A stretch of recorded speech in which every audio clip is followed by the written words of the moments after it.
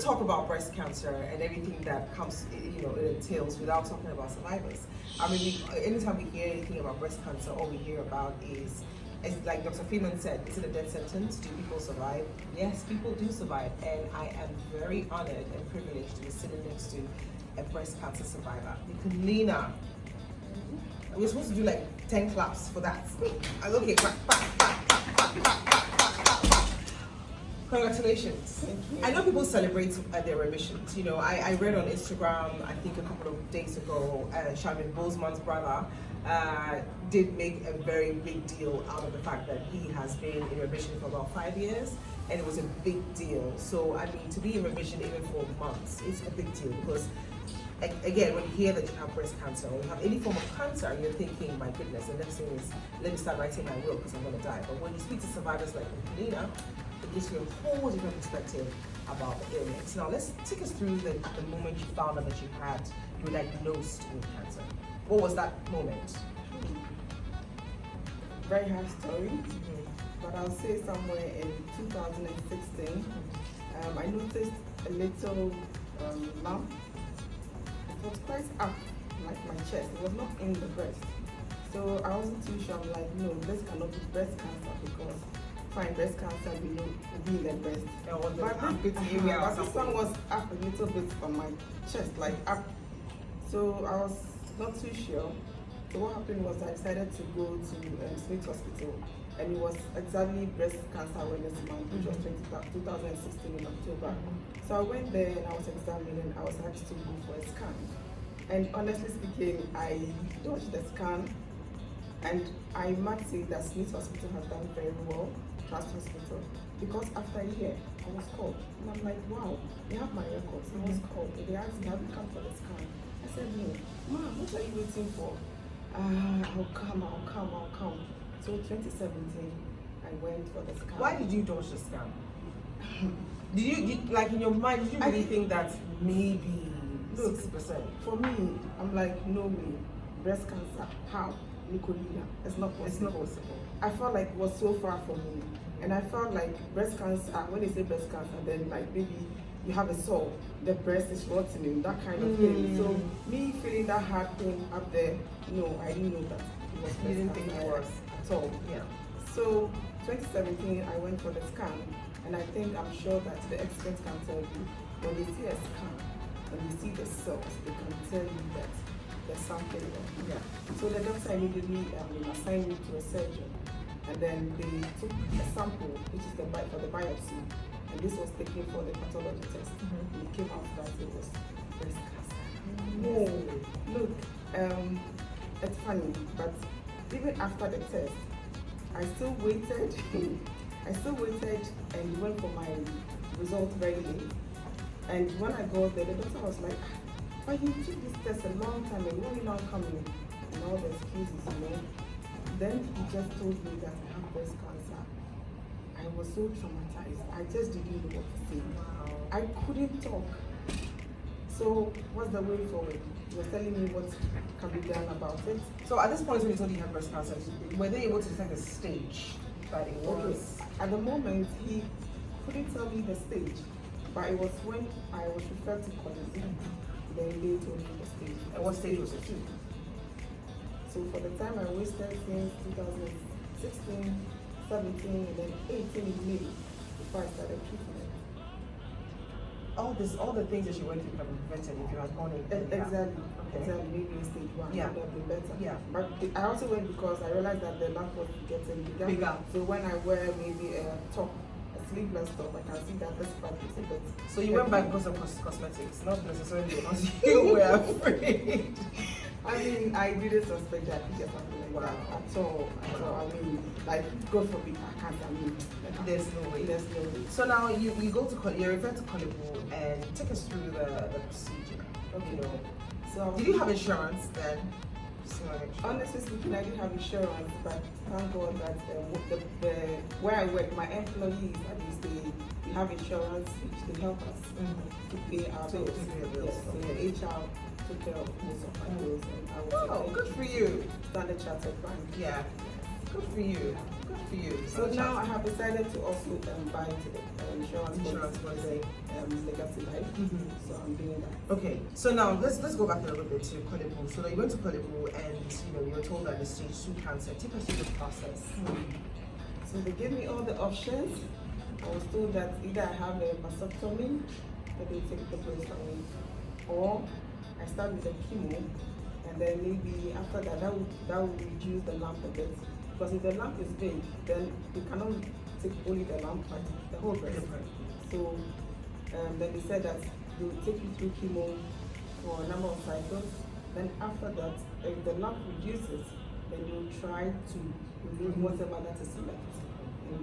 Meaning that you have a bit scar. You know, when you love our body so much. The lump is what made you go back to check on the test. You don't want the scars. So I opted to go through the chemo. So I went through chemo, 6 cycles, 8 cycles of chemo. It wasn't easy. Did you lose your hair? I lost my hair. I lost my lashes, my hair, my eyebrow, everything. And even your nails will get dark, black when you start. It's terrible. You couldn't eat properly. Exactly. It's not a good feeling, but you feel very weak. Your immune system is down, your white blood cells are all very low.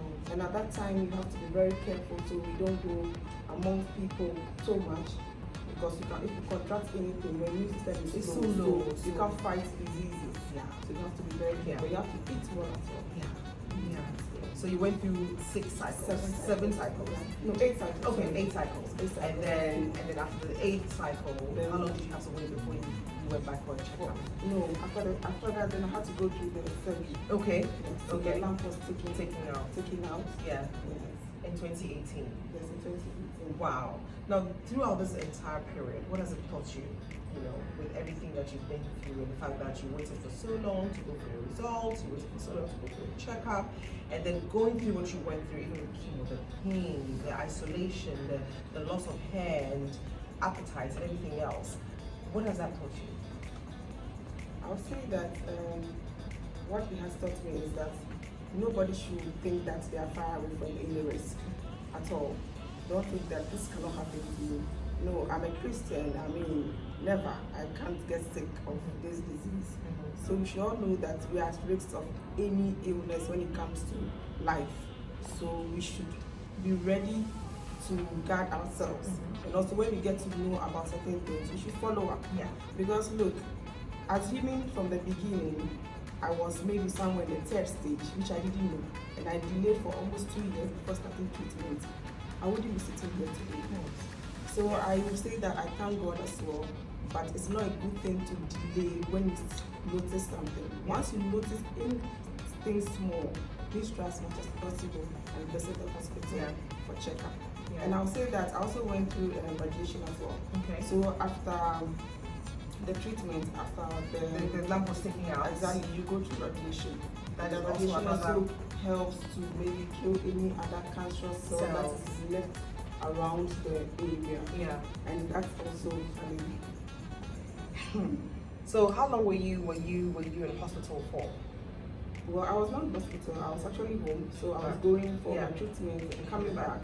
But how long was the period of treatment? A year. A year. A year. I was home for a year because at a point when I had to go through the radiation, I was told that the machines are not functioning as called. Oh my goodness. So I had to wait. So it took a year for me to come back to work. To work. So I started treatment in somewhere June 2018. So by 2019 I was done. So I resumed work in 2019. So looking back, what do you think was what do you think triggered it? Was it your diet? Was it what was it? Is it something that you have in your family? Like the Freeman said, you have to look at family history and a few other factors. So what was your factor? Well, for me, it's not in the family. So I was a bit surprised. Yes. Well, it was not in the family. But then I remember when I had my first daughter and I was breastfeeding. At a point I got breast abscess. So they wanted to know what it was. So I had a little insertion there and they checked, it was nothing. So it was fine. So down the line when this happened, I was a bit surprised. So you realize the question I asked Yes. about the breastfeeding, Absolutely. and then the blocking, the Erosion. ducts and Yes. all that. Yes. Because at the time I got this. Around that time, I was a breastfeeding mother. Oh. I wasn't having enough time and all that. So yes. So when he mentioned that the blockage in the breast duct can cause, I yeah. wanted to know more about it. Yeah. But I don't know how it's happening and what caused it. Yeah. But I think he's explained to us about the cells, the renewal of the cells, and if it doesn't renew properly, then it goes off. Absolutely. So maybe That's Okay, so what advice do you have for everybody watching? I mean, I have taken so much from you right now, and I think that you are such an example of early detection saves lives. Yeah. Because imagine you were, I don't want to use the word lucky, but you know, you found out when it was probably stage 1, and you didn't go back, and when you got back it was stage 2, which is still not as risky, but at least you were able to do something about it. So what do you have to tell people watching? It's Breast Cancer Awareness Month. I want you to encourage somebody watching who has probably seen something on their breast or somewhere, and they're afraid to even know the truth. Somebody will say, what you don't know will kill you, right? So they would rather stay and not know anything and just be there. But then at least once you know, you're able to do something about it. So what do you have to tell people watching or listening to us right now when it comes to this particular issue of breast cancer? Okay. What I have to say to people listening right now is that early detection saves life. And the earlier you see or detect a lump in your breast, it's always good that you go to the experts for them to check. Do not waste time at all, because if you waste time, it will get into a stage that by the time you go to the hospital, nothing can be done about it. They might try as much as possible to do something, but eventually you might lose your life. Yeah. So I am blessed and I have been lucky, but it is not the best to waste time when you detect anything like that. So I'll urge all women, ladies, in the country to try as much as possible, visit the hospital, even if it's not in the month of October, any time at all in the day when you visit the hospital, please try as much as possible, and then go for these examinations, and to go a long way to help. Yeah, I hope you didn't try traditional medicines when you found out. Not at all, I didn't, but I just making sure. had to pray as well, and you don't have to also make it too religious, because look, you can pray, the pastors can say everything they have to say about it to you, but then you still have to go through the medical so that you be free and you'll be okay. Yeah. Yes. All right. Thank you so much, Kalina. Like you said, prayers are good. Good diet is always good. Taking all the necessary precautionary measures is also great. But then the bottom line is, whatever it is that you detect, make sure that you go to the experts to give you the expert advice on what to do. And when they do, don't run away. Please make sure you go back. I mean, this is an advice to even myself and everybody else out there. Make sure that you take your health seriously. And I think as women, we need to add constant mammograms to our medicals whenever we're going to do our medical checkups. It should be part of the things that we do. Not just wait for October, but it should be a routine checkup every now and then to make sure that we're checking on the goodies. They're very important. We have to protect them at all costs. Thank you so much, Kalina. Thank you. Thank you. Thanks.